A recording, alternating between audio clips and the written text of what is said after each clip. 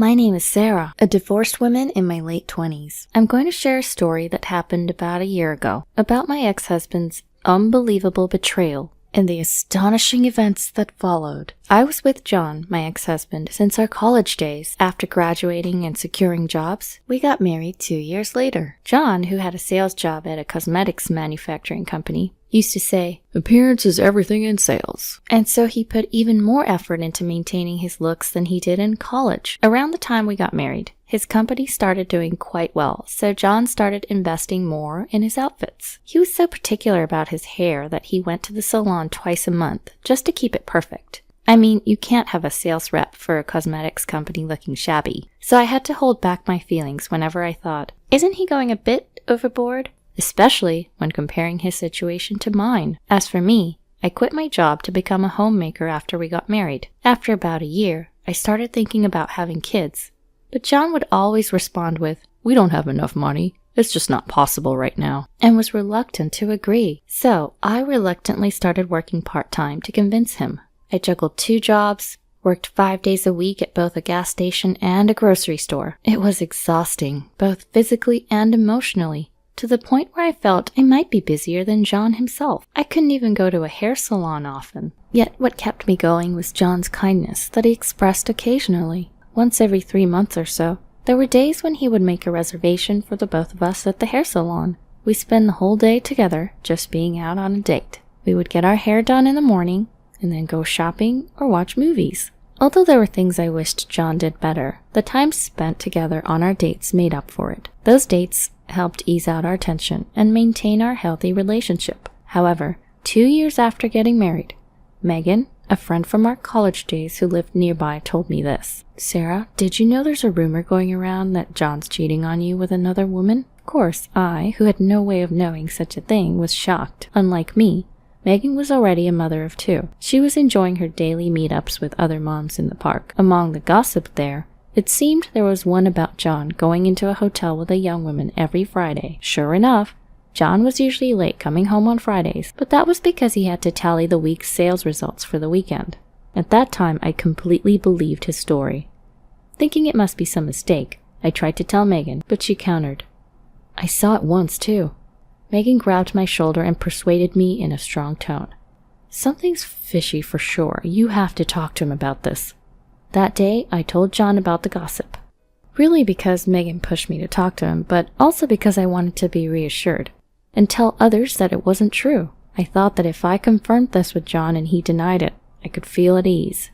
As expected, John refuted my story, saying it was just a rumor. "There's a female employee who came from out of state for our meeting. It seemed she would be late returning home, so I took her to the hotel she stayed at. Don't take strange rumors seriously." He snapped back and denied the rumor. I didn't think he would be this upset for being doubted, so I didn't know how to respond for a second. Then I felt very bad for doubting my husband when he did nothing wrong. I deeply regretted accusing my husband of cheating even for a bit. However, right after that, I witnessed my husband entering a hotel with a woman. The 2 of them, arm in arm, looked like nothing but lovers. John was wearing the suit he had worn to work that day, and the woman was in a hoodie. It didn't look like something you'd wear to a company-wide meeting. I remembered that they were seen going to the hotel every Friday, so I started to stake out around the hotel in the evenings every Friday. And sure enough, every week, John appeared with this woman. John always had his sunglasses on, and the woman had her hood deep over her eyes, seemingly trying not to be noticed. But it was the figure of my husband whom I saw every day. He wasn't under much disguise, so it was clear that it was my husband. I knew I needed proof, so I took pictures with my phone. I had to do something, so I took the initiative to contact my in-laws and explain the situation. However, the 2 of them,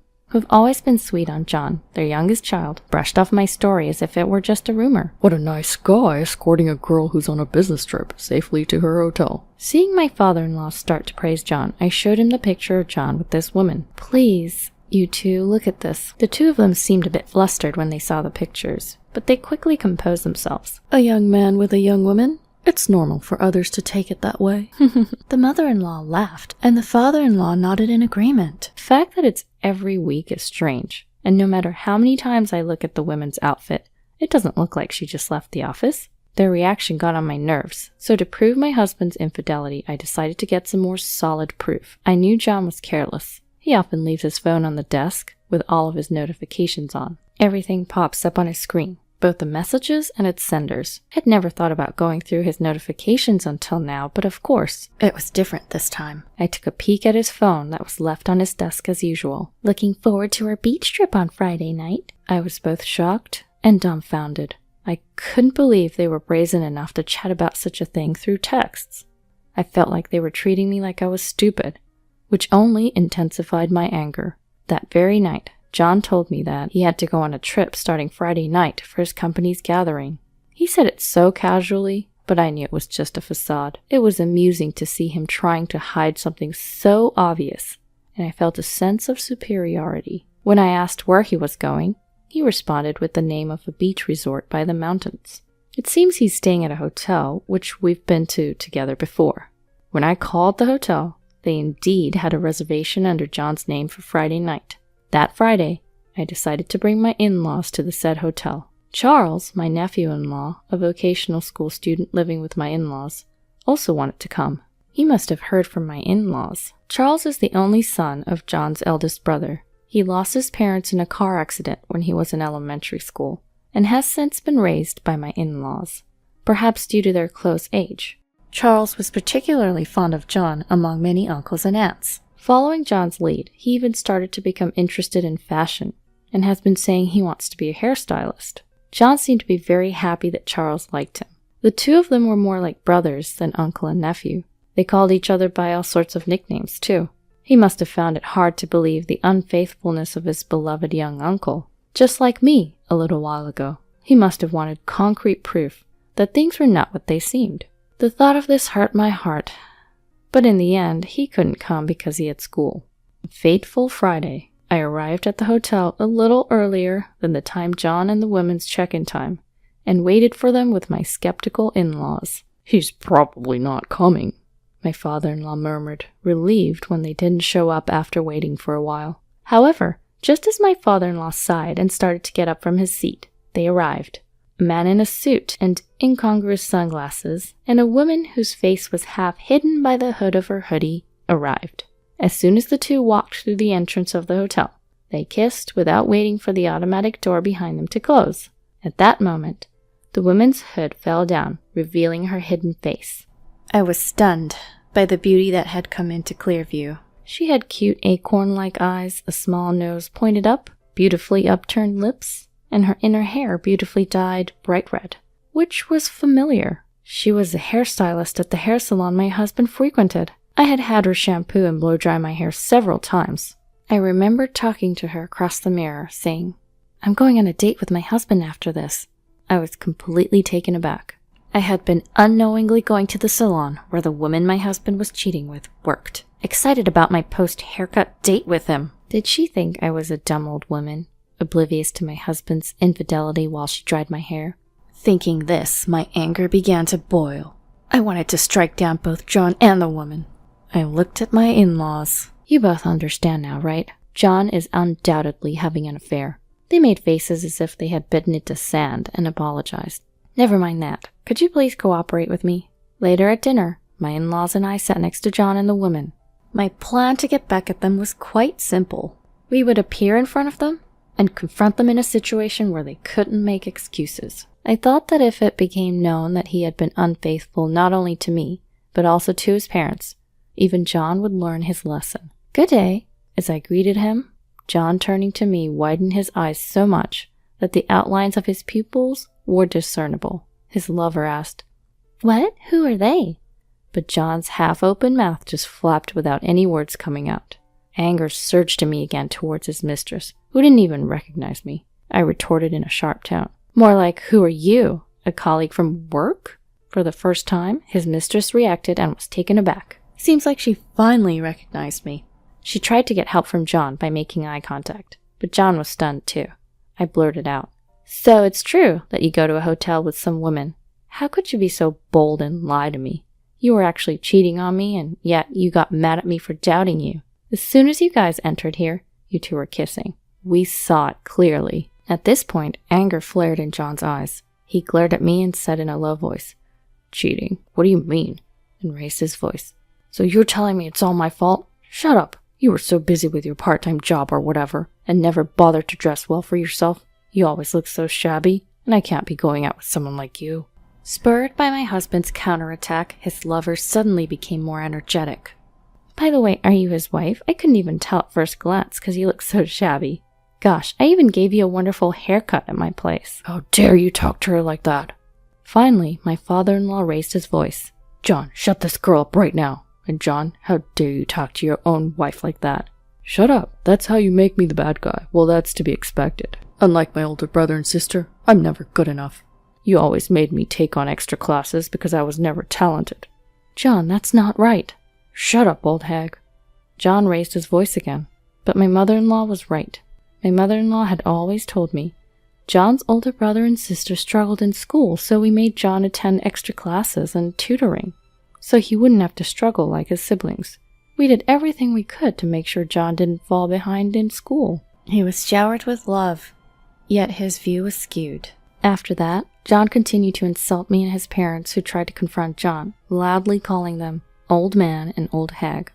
"All of you, you don't understand me and always put me down. That's why I couldn't stand it and went for a girl who understands me. What's wrong with that?" Suddenly, John's phone rang. It was a call from someone. At first, John ignored it, but annoyed by the relentless ringing, he took out his phone to check it. Immediately, I could see the blood draining from John's face.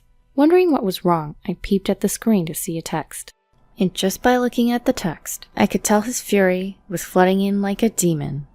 "How dare you! Because of you, our reputation is ruined. What are you doing and where are you? Come to my office right now." For some reason, John's boss was furious. I had no idea what was going on. John's phone went off again. This time it seemed to be a call, and John answered in a flustered manner. "Charles, it's not what you think it is. I can explain." He got a call from Charles. From the moment I confronted John, I had called Charles to let him hear everything that went down. Charles requested for me to do so. Charles' voice was loud enough for us to hear. "No, I know just exactly what you did. I heard everything. I can't forgive you for all the rude things you said to your wife. And berating my grandpa and grandma. How dare you? Also, Ashley will get a call soon too." At Charles' words, John's mistress shuddered. Huh? How does Charles know John's mistress? She's getting a call? From whom? I wondered, but I soon learned why. "I'm currently interning at a hair salon for school, and the owner of the salon's right here with me. He's been listening to everything. He said he's even contacted your boss, John." "Yes, that's right. Charles is aspiring to be a hairstylist and attends a cosmetology school. The salon where he is interning turned out to be the one John frequents. In retrospect, I just remembered that Charles was the one who introduced the place to John. But why would his manager call John's boss?" In the middle of the call with Charles, John's phone went off again. John hurriedly looked at his phone, which he held up to his ear. The call was from his boss, the same one from earlier. "I'm so sorry." The first thing that John said when he put the phone back to his ear was a strained apology. However, the voice on the other end was just as furious as earlier. "No apology will make up for this. You having an affair with a worker from the hair salon run by our CEO's older brother. I let you be in charge to handle business with that store, since your nephew happened to be interning there. But how dare you make a fool out of us? Our CEO's older brother said he will no longer buy our cosmetics or our shampoo products ever again. He said he'll spread the word to the people in the industry too." I was even more flabbergasted. Who would have thought that the hair salon was a business partner of John's company, and its manager was the CEO's brother? But the most shocking revelation of the day was yet to come. "That girl, she's engaged to the son of the CEO's older brother, right?" "Did you lay a hand on her knowing that?" I was dumbfounded. The woman had been cheating with John, even though she was engaged to the son of her manager. To summarize, John had an affair with a girl that worked at the hair salon that Charles had introduced him. The place happened to be owned by the older brother of John's company's CEO. The hair salon was actually an important client for John, and even worse, the girl he cheated with was engaged to her manager's son. It was clear that this would cause trouble in many ways if people found out. The audacity of these people. John's mistress also got a call. "Ashley, do you think it's okay to have an affair with your client? You're even engaged to my son. What did you say to his wife? You're fired right here and now. Also, we're done dealing with that company's shampoo and cosmetics. Don't you and your man ever come here again." The frantic behavior of John and Ashley after that was something to behold. Both of them made numerous excuses, and apologized over and over again on the phone, but it seemed to no avail. In the end, John turned beet red, and Ashley left the hotel sobbing. I heard later that Charles, when he heard about John's affair, immediately suspected it was Ashley. So he consulted with the salon manager, and they both kept an eye on the situation here. After that, I divorced John. At first, he said, "I don't need you anyway." But after Ashley told him she had been fired because of him, he turned around and started pleading with me. "Don't divorce me. You're all I have," he said. But I cut him off without a second thought. And now, I've become a full-time employee at the grocery store where I worked part-time, and I'm studying to become the manager here. I owe it all to my years of dedication as a part-time worker. I don't need to rely on John's income anymore. By the way, I hear that John's sales performance has deteriorated rapidly since he lost the deal with that beauty salon. The rumor spread at his workplace, so I'm sure it affected John. According to Charles, John quit the company voluntarily. He was either encouraged to resign or felt uncomfortable staying at his workplace. After graduating from his cosmetology school, Charles got a job at that hair salon. Now I am his regular customer. Although, he being a novice hairstylist cannot yet handle real customers, so he practices on me by cutting my hair. "It's practice, so it's free," Charles says, but I feel bad about that, so I pay at least half the actual price. To be honest, Charles occasionally asks me out on dates, but I want to prioritize my work and my own time for now, so I politely turned him down.